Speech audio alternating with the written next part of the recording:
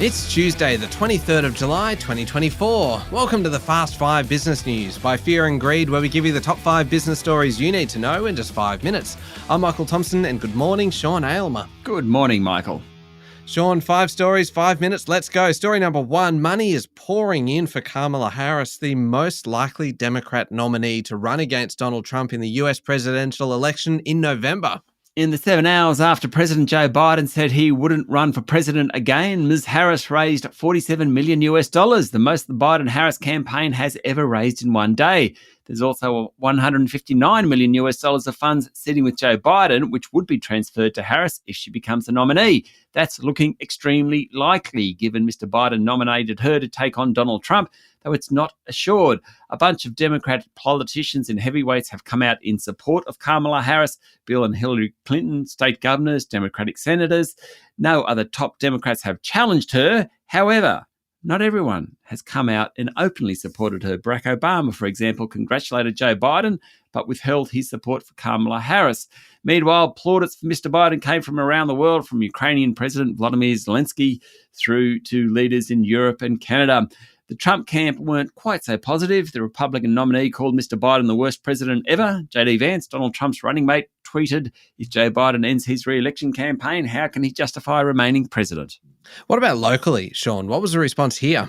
Prime Minister Anthony Albanese said the US president will be able to retire from public life with an extraordinary record. He nominated climate change, the introduction of the Inflation Reduction Act, his support for Ukraine, his COVID-19 recovery efforts, and his support for gender equality as highlights. Peter Dutton, opposition leader, he also thanked the US president and pointed to the security alliance between the US, UK and Australia as among Mr. Biden's best achievements, for us at least.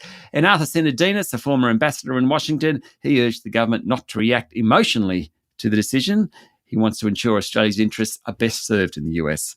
All right, moving on to story number 2 now. Woodside Energy will buy US LNG company Tellurian for $1.8 billion as Australia's biggest oil and gas company extends its global reach. Woodside Chief Executive Meg O'Neill said the deal will position the company to tap global demand for LNG, making it a powerhouse.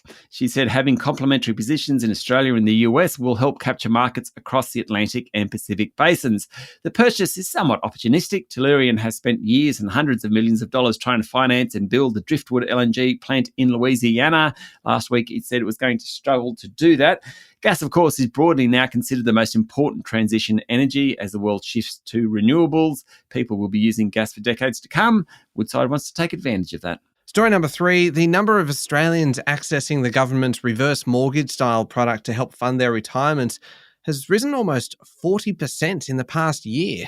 The nation's home equity access scheme was used by 13,479 people in the year to June, more than double the amount who accessed it in the corresponding period 2 years earlier, according to the Department of Social Services. Under the program, people who have reached the pension age of 67 can borrow against the equity in their property and take out a government loan. Now, according to Bloomberg, all this is occurring as a report by the Actuaries Institute recommends policy changes to encourage more people to utilise the value stored in the family home or to downsize to a smaller property to help fund the shortfall in their retirement savings.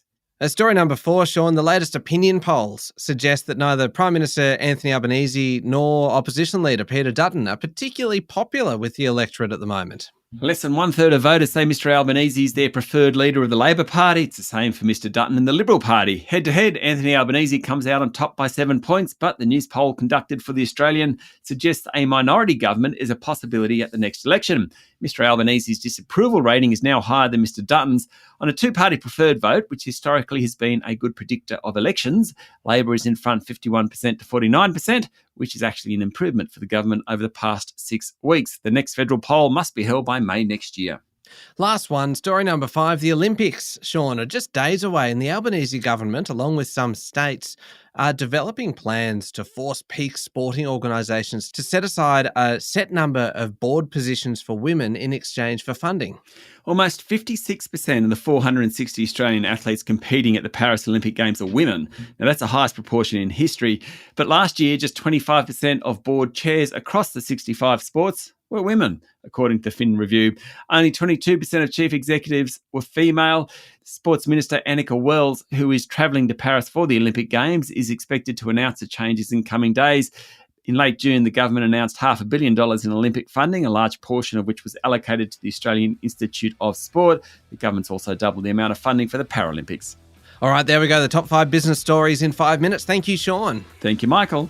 It's Tuesday, the 23rd of July, 2024. Remember to hit follow on the podcast, and if 5 minutes isn't enough, you can find our longer daily show called Fear and Greed wherever you listen to podcasts. I'm Michael Thompson, and that was the Fast 5 Business News by Fear and Greed. Have a great day.